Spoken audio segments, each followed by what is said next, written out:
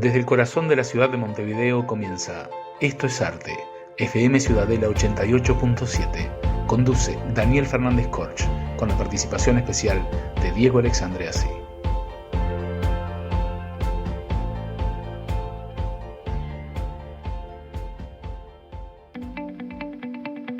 Estamos al aire en Radio Ciudadela 88.7 FM de tu buscador digital y nos encontramos en Esto es Arte, la frecuencia cultural que estabas esperando. Mi nombre es Daniel Fernández Corch y junto a Diego Alexandreasi haremos de los próximos 60 minutos un recorrido por las distintas manifestaciones del arte.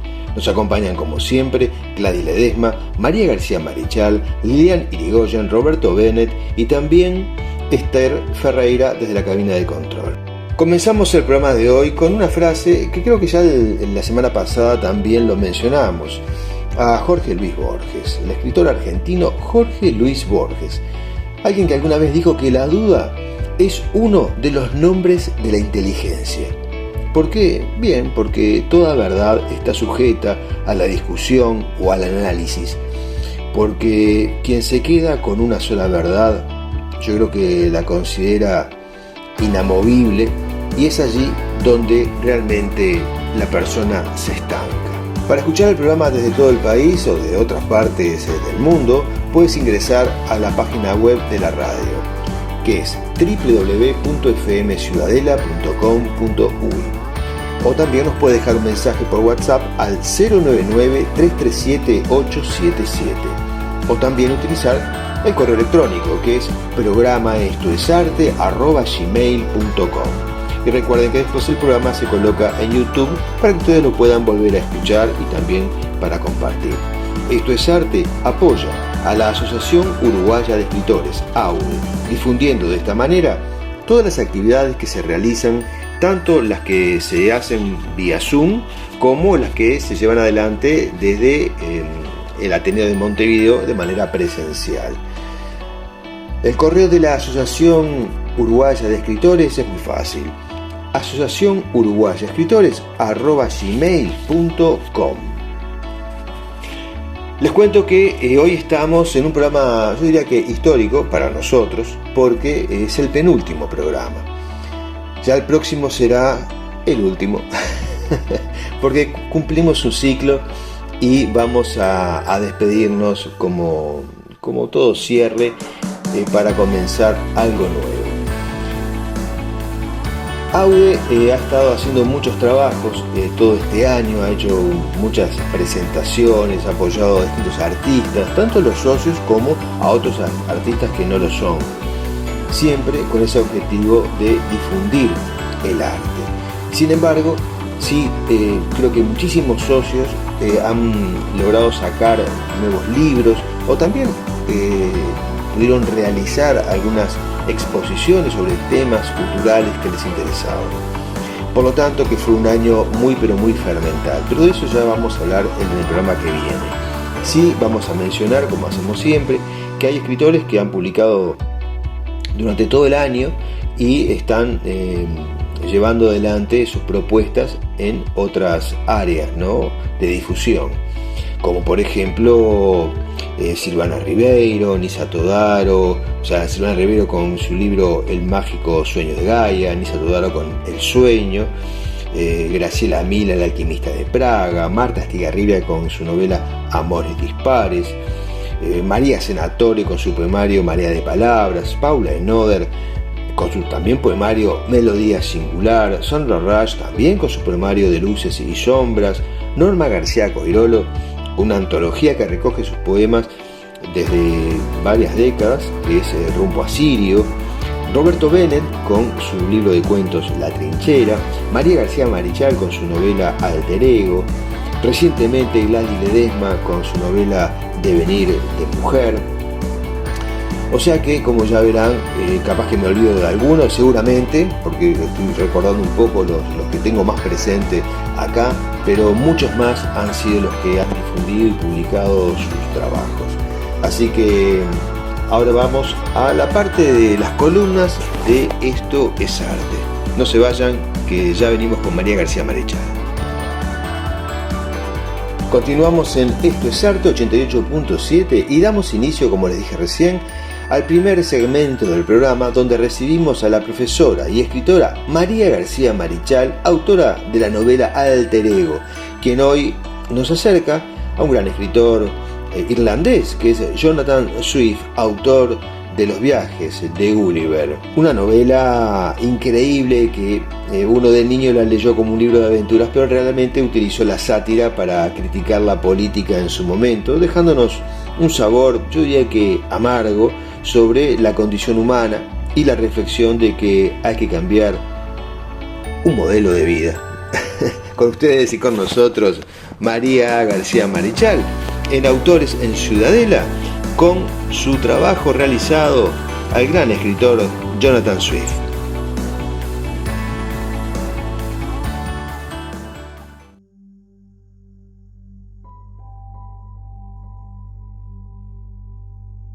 Muy buenas tardes, amigas, amigos de Esto es Arte. Soy María García Marichal en Autores en Ciudadela. Un abrazo grande para ustedes, audiencia, en este tiempo de fiestas, de festividades. Y para el equipo de Ciudadela FM, por supuesto, y a Daniel Fernández Corch.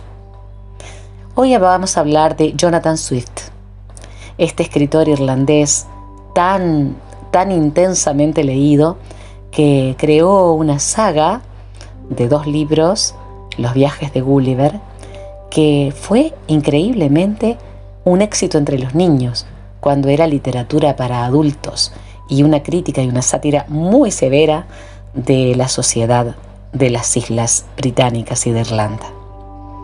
Jonathan Swift nació el 30 de noviembre de 1667 en Dublín, Irlanda, y falleció el 19 de octubre de 1745 en la misma ciudad. Estamos hablando de un hombre que nació pasada la mitad del siglo XVII y falleció llegando a la mitad del siglo XVIII, o sea que para la época tuvo una longevidad importante. Era muy pobre. Él nació después de que su padre murió, tenía muchos hermanos. Su madre tuvo que delegarlo a un tío para que lo criara durante un tiempo, y posteriormente obtuvo, debido a su inteligencia y a su gran contracción al trabajo, el puesto de secretario del diplomático Sir William Temple. Sir William Temple era un pariente lejano de su madre. Allí, cuando estuvo en Londres, conoció a Esther Johnson, la hija de Temple, quien se convertiría en la destinataria de una serie de cartas de gran intimidad, publicadas después de la muerte de Jonathan Swift, en 1766, con el título de Cartas a Stella, Journal to Stella.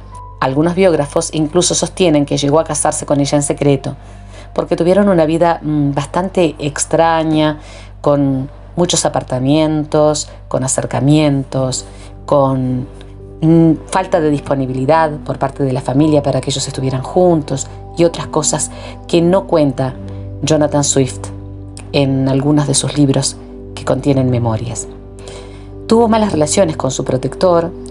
Esto hizo que se fuera a Dublín de nuevo. Allí se ordenó sacerdote de la iglesia anglicana en 1694.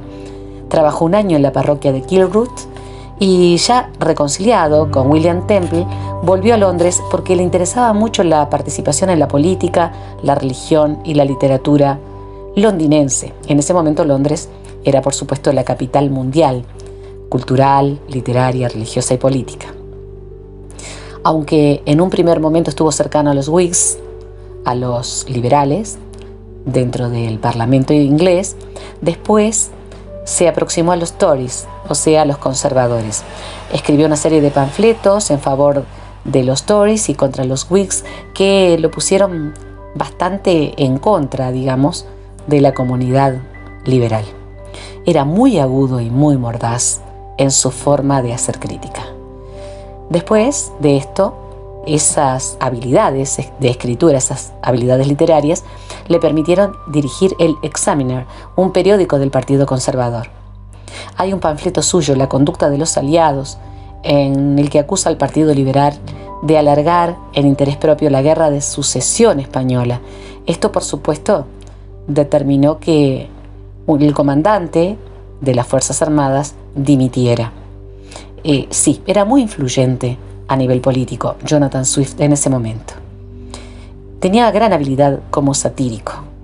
Los primeros libros, La batalla de los libros, The Battle of Books de 1697, ridiculiza principalmente las discusiones sobre literatura que se hacían mucho en las tertulias.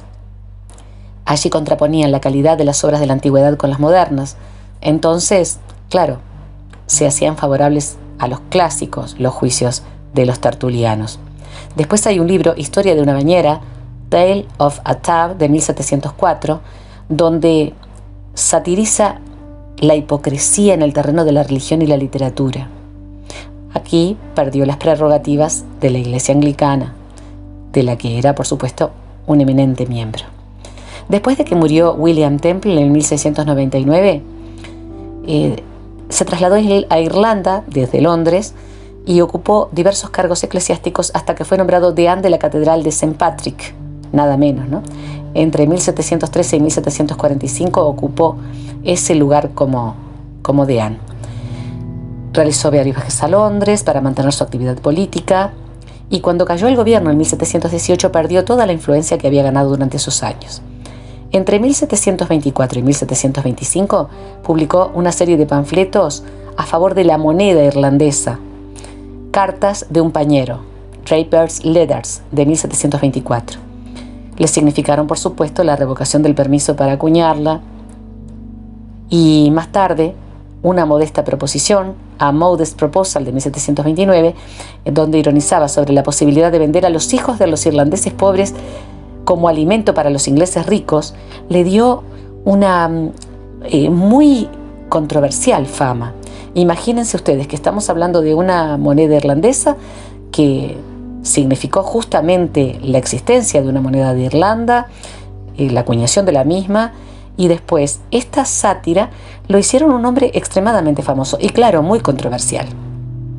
Imagínense ustedes lo que es ridiculizar de esta manera a los ricos ingleses en esa fantasía, ¿no?, de venderles a los hijos de los pobres. Después de esto entró en una demencia que aparentemente fue un Alzheimer, lamentablemente, para esta mente brillante, pero de todas maneras ya habían pasado muchos años.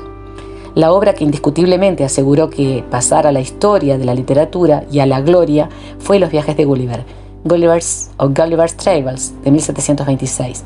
Sátira imaginativa, pesimista, de la sociedad, que increíblemente, como les decía al principio, se transformó en un éxito de la literatura infantil.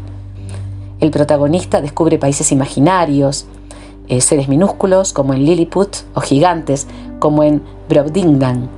Esto hace que satirice notoriamente, con un estilo muy agudo, muy directo, muy austero, la sociedad, la religión, el comportamiento puertas adentro de la gente de su época. En realidad es un hombre muy, muy reconocido, un gran escritor con una capacidad de un humor incisivo y una sátira cruel que hizo hablar mucho de él en su momento. Quiero leerles un fragmento pequeño de Los viajes de Gulliver. Aparecen en 2 libros, como les decía, ¿no? La saga es Un viaje a Lilliput, que es Los viajes de Gulliver, y posteriormente cuando viaja al país o al planeta de los gigantes. Los viajes de Gulliver. Parte 1, Un viaje a Lilliput. Este es el capítulo 1, les voy a leer un fragmentito. El autor da algunas referencias de sí, de su familia y de sus primeras inclinaciones a viajar. Naufraga, se salva nado y toma tierra en el país de Lilliput, donde es hecho prisionero e internado. Esta es la introducción que hace Jonathan Swift justamente de lo que sería un diario, digamos, ¿no?, de Gulliver. Mi padre tenía una pequeña hacienda en Nottinghamshire. De 5 hijos yo era el tercero. Me mandó al colegio Emanuel de Cambridge, teniendo yo 14 años, y allí residí 3 seriamente aplicados a mi estudio. Pero como mi sostenimiento, aun siendo muy corto, representaba una carga demasiado grande para una tan reducida fortuna, entré de aprendiz con Mr. James Bates, eminente cirujano de Londres, con quien estuve 4 años, y con pequeñas cantidades que mi padre me enviaba de vez en cuando, fui aprendiendo navegación y otras partes de las matemáticas útiles a quien ha de viajar, pues siempre creí que, más tarde o más temprano, viajar sería mi suerte.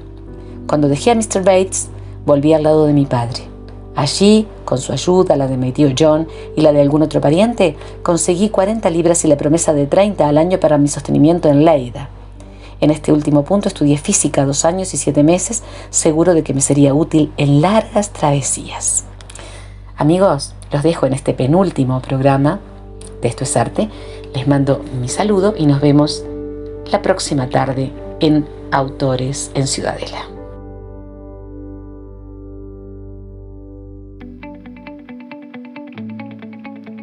Continuamos en Esto es Arte y entramos ahora a ese universo de reflexión filosófico, de parábolas, que es Ecos del Universo, donde la escritora Gladys Ledesma nos deja hoy una parábola sobre la cual ya ha hablado hace un par de meses, pero que el público nos las ha pedido nuevamente, que se llama Despedida de Gorgias.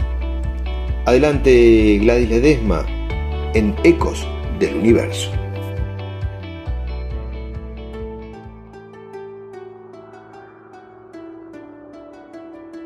Hola amigos, como siempre es un placer encontrarnos aquí en este segmento Ecos del Universo. Ya nos hemos estado refiriendo al pensamiento de nuestro José Enrique Rodó. Y en cuanto a sus ricas parábolas, mencionamos Mirando jugar a un niño y Los 6 peregrinos. Y hoy queremos referirnos a otra de ellas, a la despedida de Gorgias, que es otra de las parábolas que está magistralmente referida en ese monumento magnífico que hizo Belloni y que se encuentra en el Parque Rodó.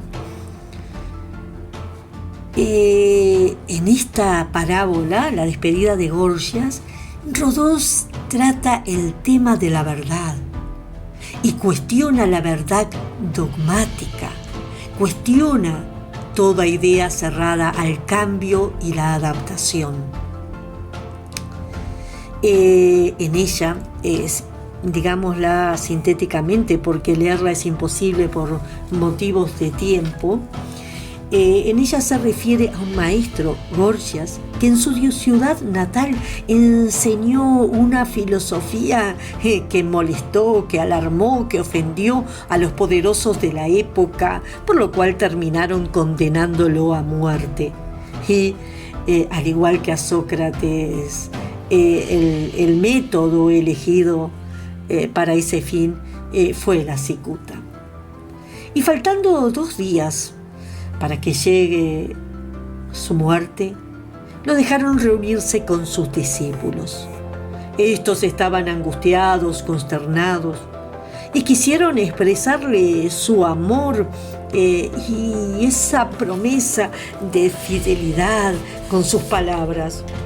Lucio, uno de los discípulos, tomó una copa para brindar y dijo: compañeros, jurémosle ser fieles a cada una de sus palabras, a cuanto está contenido en cada una de ellas, fieles ante los hombres y en la intimidad de nuestra conciencia, siempre e invariablemente fieles.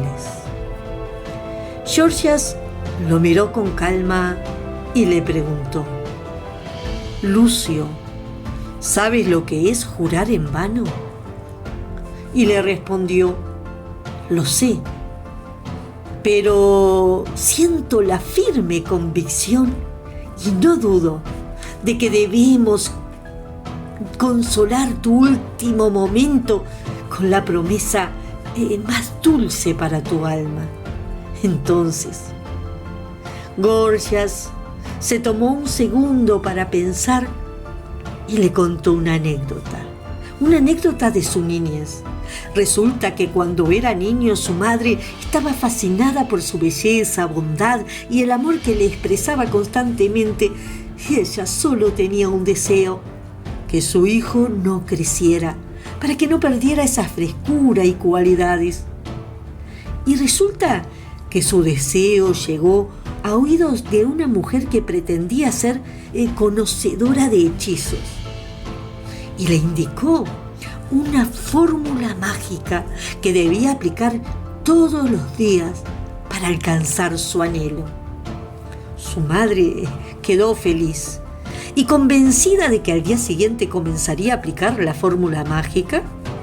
Esa noche durmió emocionada y soñó que el hechizo había surtido efecto, que ella había llegado a la ancianidad con la satisfacción de ver a su hijo día a día cándido, bello, amoroso, niño. Pero resulta que un día no pudo aplicar la fórmula y al día siguiente, en lugar de un niño, encontró a un adulto viejo, adusto, abatido, que no irradiaba nobleza ni nada grande en su apariencia y mirar, sino que irradiaba desesperación y odio. Y con rabia le dijo a su madre: «Mujer malvada, me has robado lo más importante, me has robado la vida por un egoísmo feroz. Me has sacrificado de la acción que ennoblece. Y hoy ya es tarde para vivir, pues hoy es el día de mi muerte y moriré maldiciéndote». Y ahí terminó el sueño de su madre. Por supuesto que dejó a un lado su anhelo. Gorgias, luego de terminar la anécdota, dijo a su discípulo: «Lucio, si yo aceptaras tu juramento, olvidaría la moral de mi parábola, que va contra el absolutismo del dogma, contra la fe que no admite vuelo ulterior al horizonte, que en una primera instancia se muestra como algo fabuloso, único, inigualable. Mi filosofía no es religión que tome al hombre en el albor de la niñez y que con la fe que le infunde aspire a ser dueño de su mente y de su vida. Yo fui para ustedes maestro de amor. He procurado infundirles el amor a la verdad, no la verdad, pues ella es infinita, inabarcable. Seguid, por lo tanto, buscándola y renovándola día a día, como el pescador que tiende día a día su red.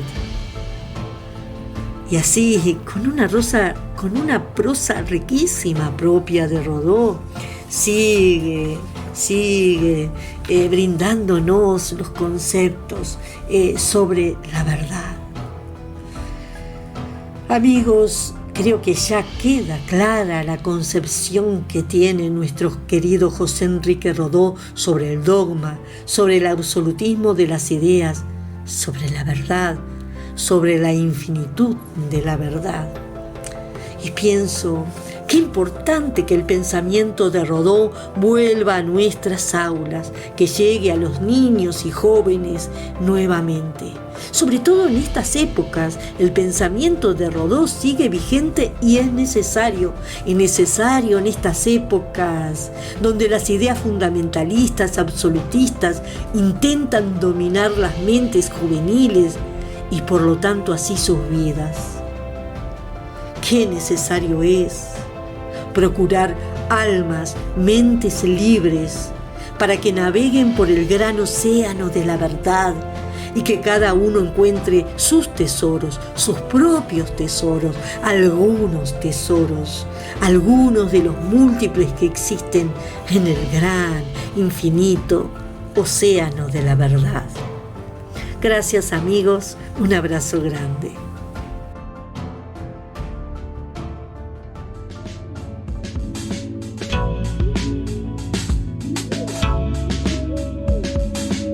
Desde el corazón de la ciudad de Montevideo estás escuchando Esto es Arte y estás sintonizando FM Ciudadela 88.7. A continuación vamos a presentar nuevamente este segmento alternativo llamado Palabras más, palabras menos.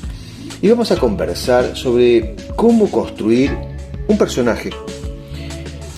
O sea, cuando trabajamos en un cuento o en una novela, nos vamos a encontrar con que tendremos que construir uno o varios personajes. Bien, ¿y cómo lo hacemos?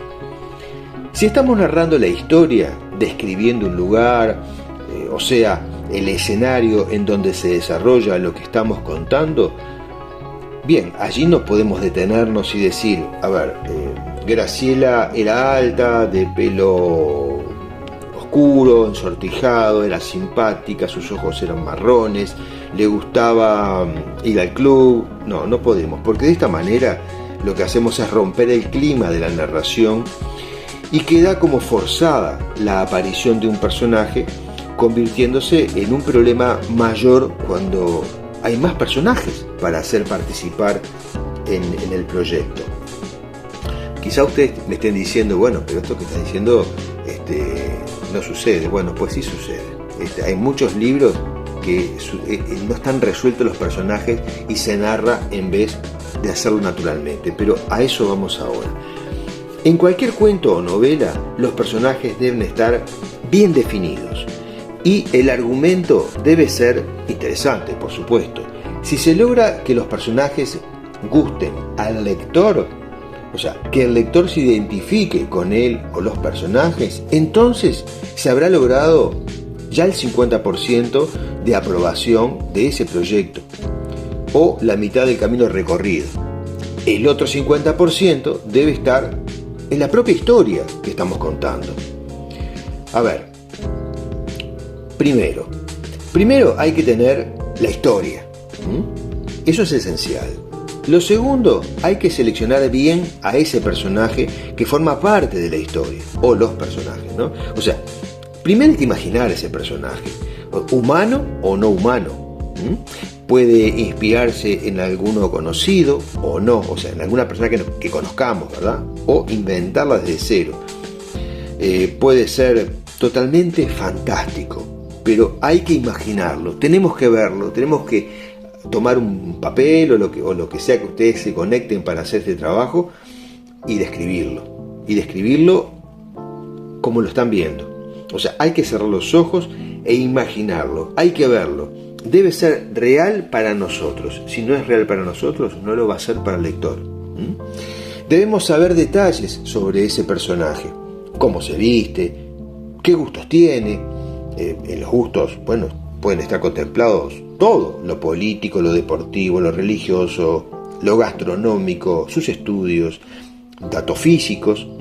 O sea, cómo se relaciona con los demás, cómo son sus ojos, su nariz, cómo habla, qué acento tiene, qué gestos hace.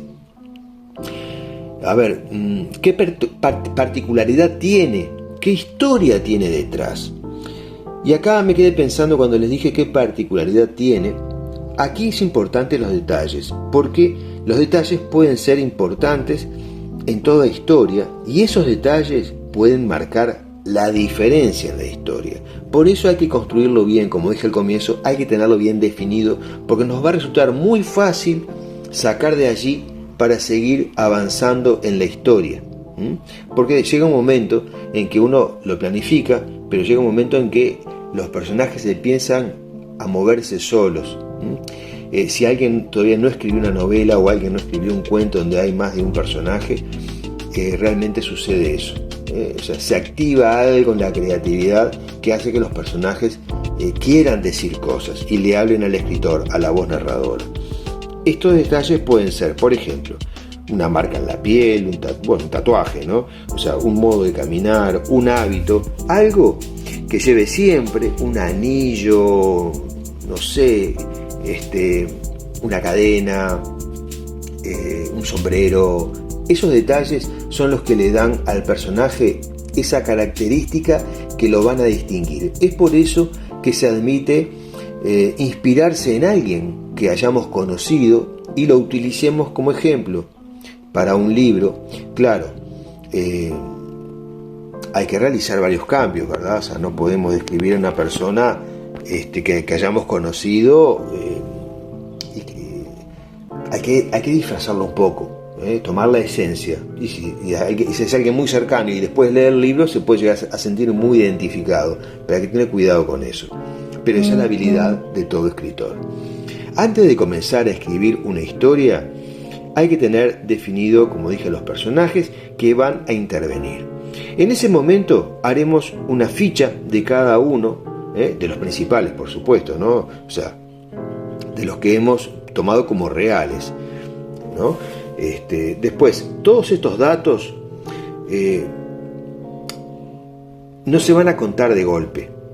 O sea, cuando nosotros hacemos se llama identikit. Cuando hacemos ese identikit, nosotros no podemos hacer que aparezca el personaje y contar todo de golpe, como dije recién, sobre cómo es.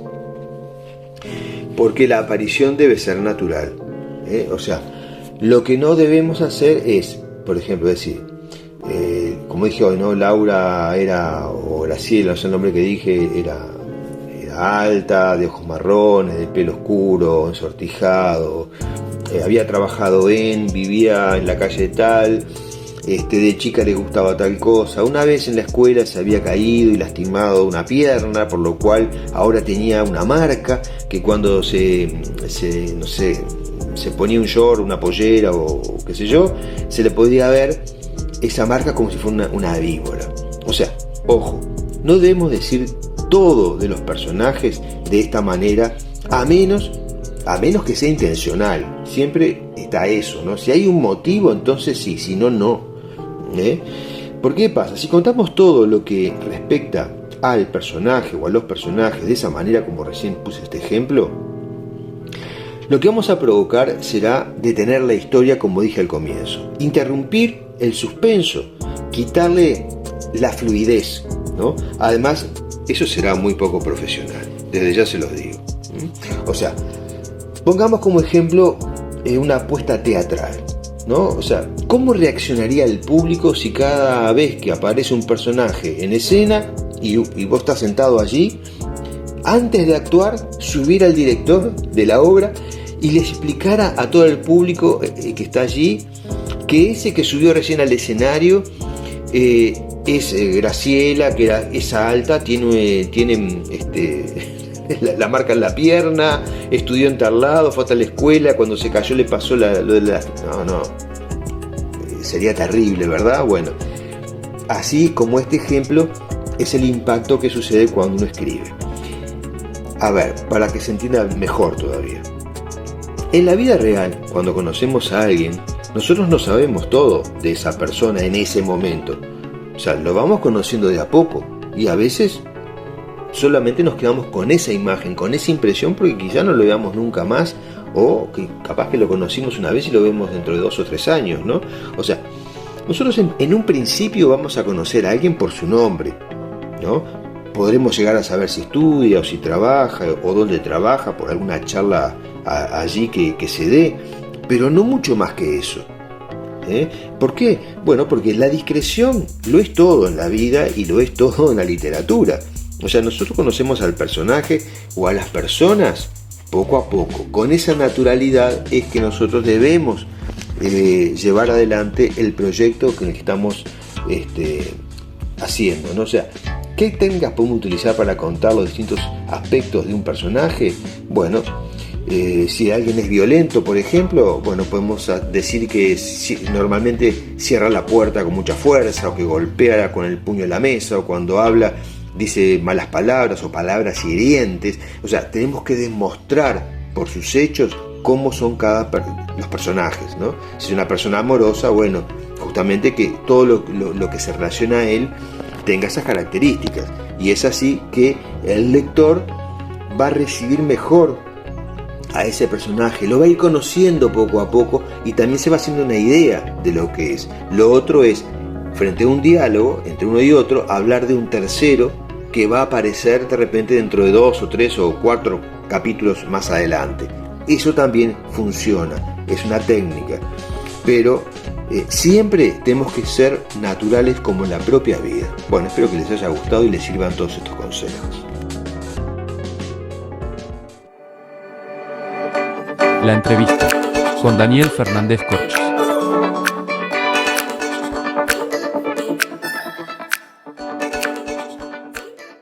Estamos ya sobre el final de Esto es Arte y estás sintonizando FM Ciudadela. Por lo tanto, cerramos el programa como siempre con una entrevista, en esta oportunidad al escritor Miguel Graña. Un escritor, yo diría que arriesgado en su propuesta narrativa, pero ya veremos por qué. Bienvenido Miguel Graña a Esto es Arte. Bueno, muchas gracias, Daniel. Les voy a leer un poco la contratapa del libro para que no develar demasiado y generar, por supuesto, un poco el suspenso, ¿no? Sobre este libro que se llama La pandemia del vampiro y otros cuentos políticamente incorrectos, dice así: pueden coexistir feministas con el Marqués de Sade, travestis con zombies y socialistas con máquinas de intercambiar cuerpos.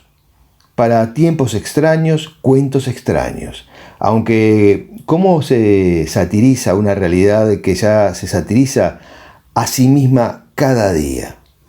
Realmente esta sigue, ¿no? Pero esta frase creo que es muy sugerente a el tipo de cuentos que has realizado. Un poco también para orientar al lector, me gustaría leer algunos de los cuentos que componen la obra, de los títulos, ¿no? Bueno, por supuesto, La pandemia del vampiro, La guerra por el cambio climático, La vida dentro de las burbujas, Me identifico como hombre lobo, La maldición del espíritu del Che Guevara, La marcha del silencio y la máquina del tiempo. Se dan cuenta que son títulos bastante interesantes. Miguel Graña, ¿por qué estos temas? ¿Qué te llevó a escribir sobre asuntos con los que podés ganarte más enemigos que amigos? Contanos un poco. Bueno, principalmente porque me gusta. Yo trabajé en la revista Guambia por ahí por el año 89. Después publiqué en la revista Verb, que es un suplemento humorístico de La República.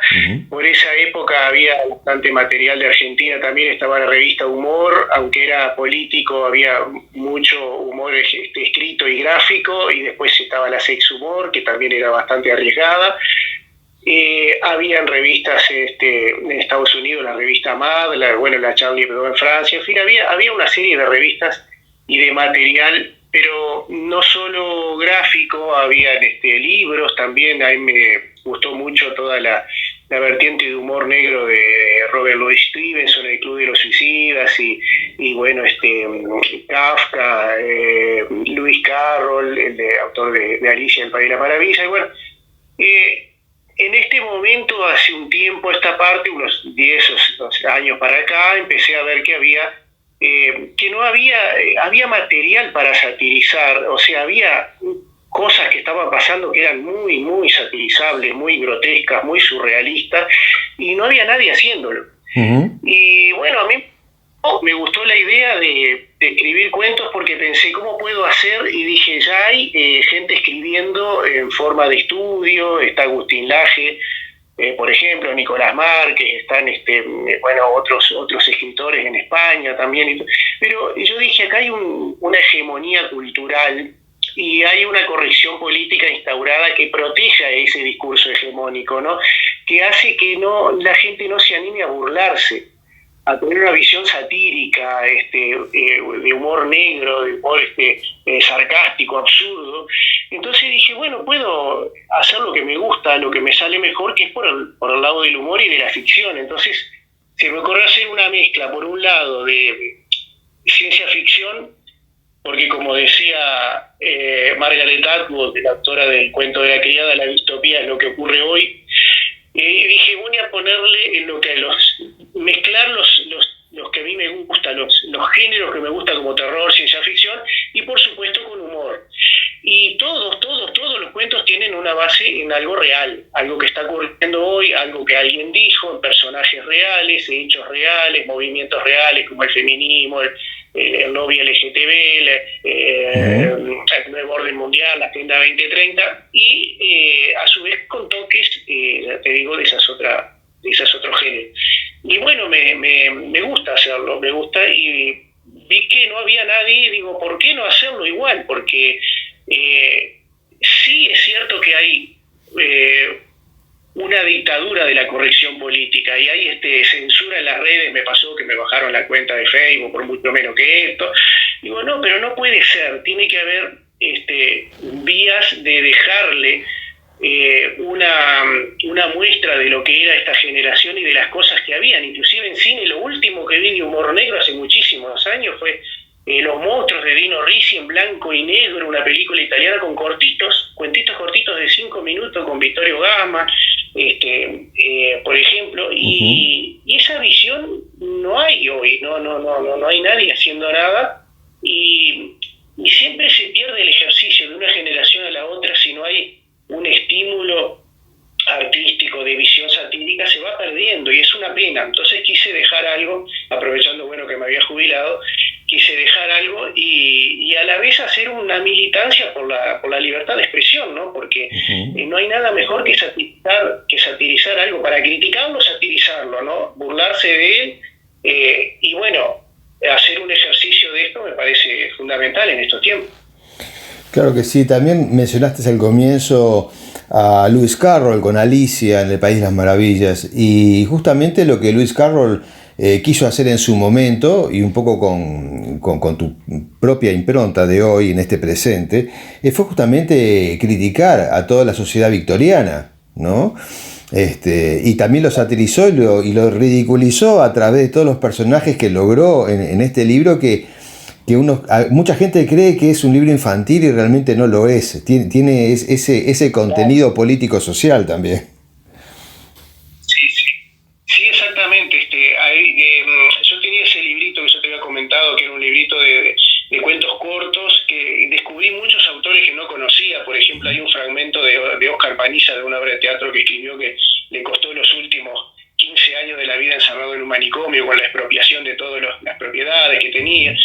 Que es El Concilio del Amor, que es un autor alemán que escribió una obra de teatro donde Borgia está en el poder, y Dios le quiere dar un castigo, y le pide al diablo que cree un castigo por intermedio, que sea por intermedio de los pecados que cometen, de las fiestas, las orgías, todo.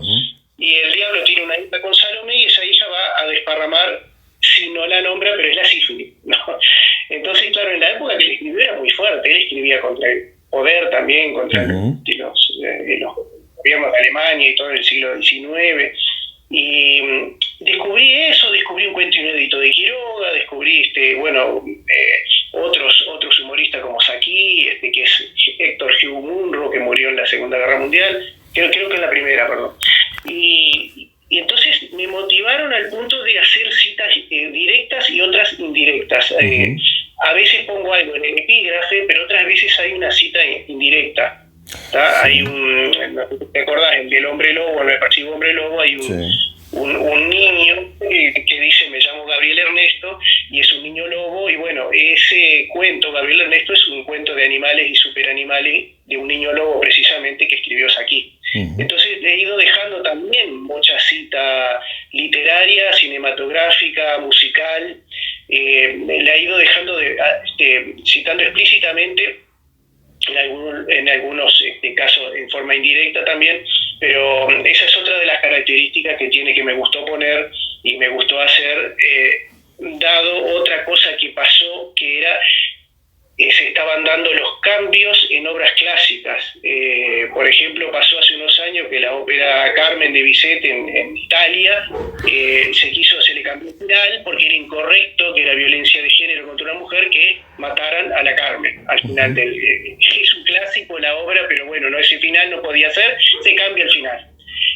O que no se pueda ver de ninguna manera La Fierecilla Domada de Shakespeare, que hay una versión filmada con Richard Burton y Elizabeth Taylor, porque es antifeminista y totalmente políticamente incorrecta, entonces no se puede ver. Entonces también fantaseo con eso, ¿no? Con la posibilidad de que en un ministerio supuesto se cambien las versiones. Lo está haciendo Disney ahora, ¿no? Lo estamos viendo en películas como Blancanieves, donde ya el cuento original no es el cuento original. Ya no son enanitos, ya son criaturas mágicas, ella ya no es blanca, es negra, y ya tampoco la despierta el príncipe, entonces tampoco es el cuento de Blancanieves. ¿Entendés? Entonces otra de las cosas que quería rescatar, ¿no? La manipulación, no ya de la historia, sino de las obras literarias y cinematográficas, y una adaptación y destrucción de los originales. En una generación más, si los jóvenes no ven los clásicos como son, van a ver otra versión, que ya no da el mensaje que quieren dar y ya no es la obra original. Y eso también me motivó a poner todas esas citas y alusiones dentro de las todo. Miguel, te hago una pregunta. Vos que sos una persona que estás siempre con un ojo muy agudo a todos estos vaivenes que ocurren en la sociedad, ¿no? Pero más allá de la crítica social que realizás a través del humor negro y de la sátira en este libro, La pandemia del vampiro, ¿cómo ves el mundo? ¿Está más frágil de lo que imaginamos? Probablemente sí, porque no hay una conciencia, me parece a mí, del valor de la libertad de expresión y de la crítica. Hoy casi no se discute por miedo a pelearse con alguien y a enemistarse, o que ser reprobado socialmente, o ser perseguido, ser cancelado, ya que está la cultura de la cancelación, ¿no? O sea, de expresarse públicamente, pero también de discutir en nuestro círculo. La gente tiene miedo de discutir por pelearse, y eso era algo que hacíamos muy a menudo en otro tiempo. Nos reuníamos con nuestros amigos y con otra gente y se discutía acaloradamente, se intercambiaban ideas, pero no había problema, no había eso que hay hoy, que es un miedo a decir lo que se piensa. Y eso no es bueno. Eso bueno, por algo le dicen, no es la generación de cristal porque sí.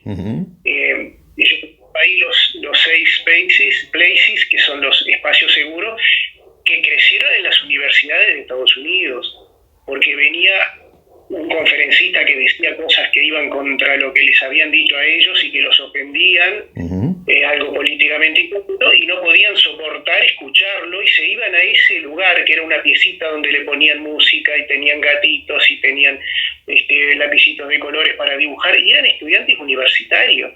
Entonces se cancelaron hasta los debates, hasta preguntar, hasta debatir, hasta confrontar ideas.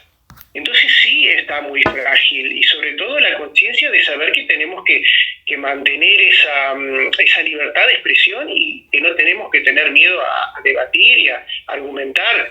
Llega un momento que si no se hace un enfrentamiento y si no se discute, la otra cosa que pasa con el otro es que no argumenta y que empieza a insultar. Entonces ahí no hay posibilidad de que yo escucho a todo el mundo y puedo cambiar de opinión, yo no tengo ningún problema. Me encanta escuchar diversas opiniones, de la que sea, pero está tan metido eso, que hay gente que ya ni discute ni escucha al otro, porque ya sabe de antemano que tiene una postura contraria, no le escucha a ver si podría cambiar de opinión o si podría reírse. Por ejemplo, en el caso de estos cuentos, hay mucha gente que dice, no es gracioso, me han dicho, no es gracioso, y bueno, no te rías.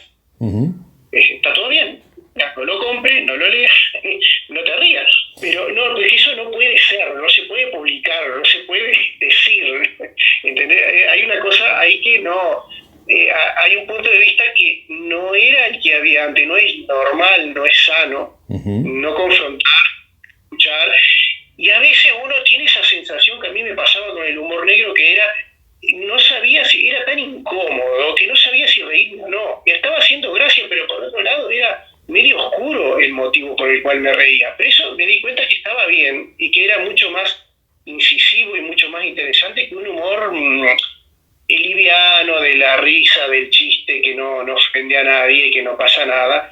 Era más interesante de manejar, el sarcasmo, la ironía, ¿no? El ver que me llamó la atención que cosas de los 70 que yo veía, y de los 80 y hasta principios de los 90, hoy hay gente que no se puede ver, no lo consideran apto para verse, lo consideran tan transgresor y tan violento, y enseguida empiezan los epítetos: machista, misógino, homofóbico, transfóbico, xenófobo, clasista, racista, ¿no? Entonces ya hay hasta como un estereotipo de lo que está mal, y ya apenas se huele un poquito, ya nadie lo escucha. Entonces sí hay una fragilidad tal vez ni nos dimos cuenta, y esto vino tan lento, que cuando lo vimos, lo tuvimos arriba, ya estaba ahí, ya no pudimos reaccionar. Sí, pero bueno, se puede cambiar. El humor creo que es una posibilidad, este tipo de humor, lo fuerte, ¿no?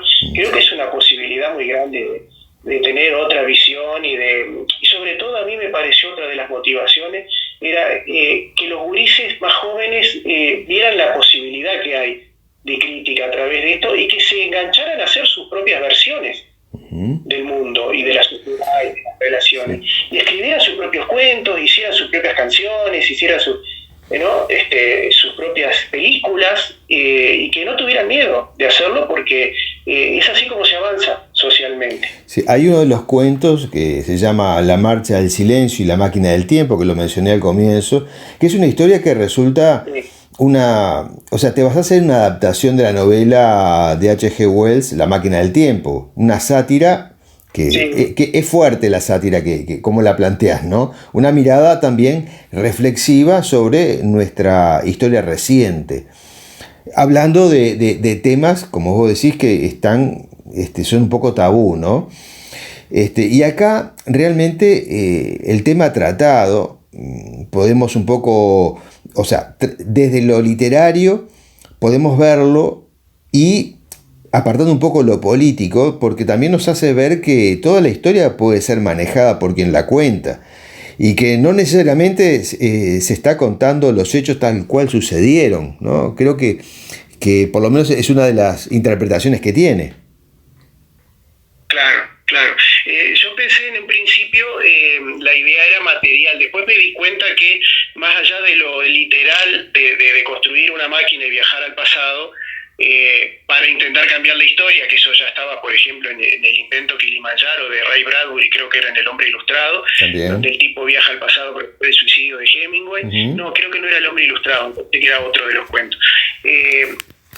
Puede ser simplemente una predisposición a explorar el pasado, se puede leer también de esa forma. También. Porque hay gente que el hecho de poner algo fantástico le bloquea la lógica, pero más allá de eso, todos los hechos que se narran ahí ocurrieron. O sea, todos los hechos narrados, que el nieto de desaparecido viaja al pasado, se encuentra con que no eran lo que él le había contado, y son reales también. Es decir, no es que un relato sea falso, no, tiene parte de verdad, pero la contracara también es cierta y hay que mirarla también. Entonces la historia con los dos pedazos, no es una sola mitad. ¿Entendés? Entonces me parece que claro, que si puede ser la mirada metafórica de meterse en la historia y escarbar y descubrir que no era lo que a uno le habían dicho. Hoy mismo en día hay, por ejemplo, historias o narrativas tan firmes, que uno le llama la atención cuando aparece algo que lo desmiente. Por ejemplo, había una narrativa tan instalada acá en América, que los conquistadores vinieron y arrasaron con todo, y masacraron a los indios y se impusieron, y no es así. Empecé a escuchar, y ahora tengo un libro que lo estoy mirando, que es la narrativa que además se ve en la película Apocalipto de Mel Gibson, donde los mismos indígenas esclavizaban a otros. Y entonces, cuando llegan los conquistadores españoles, se alían con ellos para que luchen en contra del enemigo común que tenían, ¿no? Los aztecas hacían sacrificio, ahora acaban de ver en Perú también una cantidad de cráneos de niños sacrificados. O sea, había barbarie acá en América, ¿no? Y hubo un trato bastante, la mayoría de los casos, sobre todo de los españoles, muy tolerante y de ayuda hacia los indios. Pero hay como un fanatismo de seguir con la misma narrativa, y entonces se resisten a ver la otra cara, a leer otro libro, a escuchar otras versiones. Entonces pasa con todo así. Lo del pasado reciente que tú decís, claro, sí, es cierto, está muy instaurada una narrativa, y cuesta muchísimo hacer ver la otra, porque no te creen o no te quieren escuchar directamente, pero todos esos hechos están documentados. Miguel, se nos va el tiempo. Quería agregar lo siguiente antes que se me cierre el programa. El libro también, esto es para aquellos que lo puedan ir a comprar, aparte creo que es un lindo regalo, como todo libro, para estas fechas que se avecinan. La pandemia del vampiro y otros cuentos políticamente incorrectos tiene una estética muy particular porque está en conexión a lo que su autor ahora, Miguel Graña, nos está diciendo sobre todos estos cuentos. Es la tapa, nos remite a lo que eran las revistas como el Tony, revistas de cómics, entre el Tony y entre tantas otras, que no me acuerdo de los nombres, ¿no? Pero realmente hace alusión a ello. Incluso dentro del libro hay varios cuentos que están ilustrados en blanco y negro, también con la misma estética de aquellas revistas que realmente habían de historias de cowboys, de ciencia ficción, de terror, de guerra, ¿no? Pero bueno, lo que hace Miguel Graña es justamente mantener ese espíritu del cómic dentro de su libro de cuentos. Exacto, sí. Muy lindas ilustraciones, la verdad que hay que decir que colmaron las expectativas. Muy buena y sí, la idea era esa también, citar historietas y películas y cómic y todo eso, y bueno, la verdad que sí, que han quedado muy bien, impresionado muy bien a la gente que las ha visto. Sí. El arte del libro corresponde al artista uruguayo Diego Alexandre Assi, que está radicado en España. Un artista conocido por el arte madí, pero que también es muy flexible y adapta distintas circunstancias en el arte. Miguel, una alegría que hayas estado con nosotros aquí en Esto es Arte. Bueno, muchísimas gracias, Daniel. La verdad que muy interesante hablar contigo y bueno, y un saludo a todos la audiencia. Muchísimas gracias, te mando un abrazo. Gracias, Miguel. Este libro, La pandemia del vampiro y otros cuentos políticamente incorrectos de Miguel Graña, se encuentra en todas las librerías del país. Y si algún librero no lo tiene, bueno, solamente hay que pedírselo porque el distribuidor se lo hará llegar lo más rápido posible. Amigos, nosotros nos despedimos de Esto es Arte en FM Ciudadela 88.7. Nos estamos reencontrando el próximo viernes a la misma hora, como siempre. Hasta luego. Adiós. La entrevista con Daniel Fernández Corch.